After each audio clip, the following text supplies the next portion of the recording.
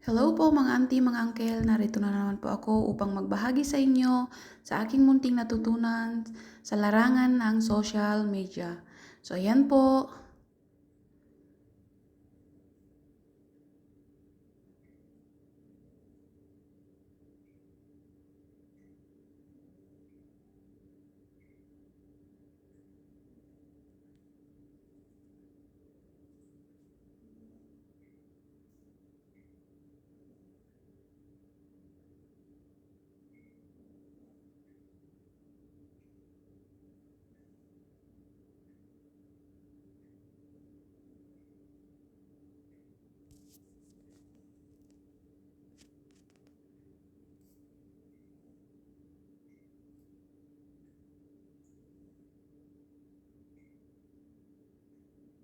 So ito na po, kumuha po ako ng dahon ng malunggay, tsaka ko po hinimay-himay.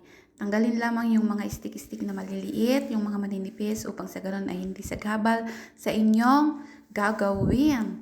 So ayan. After ko hinimay, hiniguasan ko po ng ilang beses yan. Ilang beses kong hinugasan para ma-sure na walang alikabok, walang duda. So, ayan na po. Blender ko yan. Nilagay ko sa blender after ko hinugasan. Linagyan ko ng paminta, asin, magic syrup, garlic powder, at 1 cup na tubig. And then, tsaka ko naman po isinunod yung rice flour. At tsaka yan, hinalo-halo ko na. Ayan. Pag ganyan na yung consistency niya, pwede nang ilagay sa steamer. So, ayan. Mag-start na ako maglagay sa steamer dahil wala akong nakitang tray at ayan ang nakita ko. So, yan ang gagamitin ko. Pinahiran ko lamang po ng mantika, konting mantika upang sa ganon ay hindi po didikit ang ating butter. Ayan. Manipis lamang po para madaling matuyo pag ilagay mo na sa araw. Madaling matuyo yan. Yan. Manipis lang ang gawin upang sa ganon ay mas maganda kung iprito. Ayan. In-steam ko na po. Ayan. At ito na po yung unang na-steam ko. Medyo makapal nga po yung nagawa ko eh. So, okay lang yan. Sa susunod, nipisan ko na. At ito na po. Hiniwa-hiwa ko lang ng ganyang kaliliit.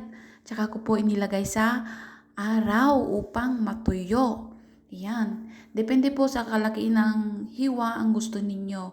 So, ito na po yung texture niya. Ganyan na po yung itsura niya nung na-dry na po siya. So, ayan. Nag-dry na naman po akong magprito.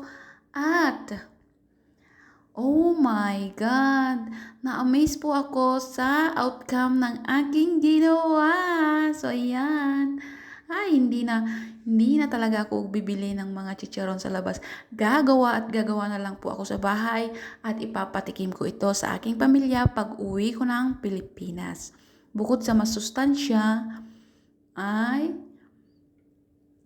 may merienda ka pa. So, ayan po. Ang sarap. Super crunchy. Thank you. Bye-bye!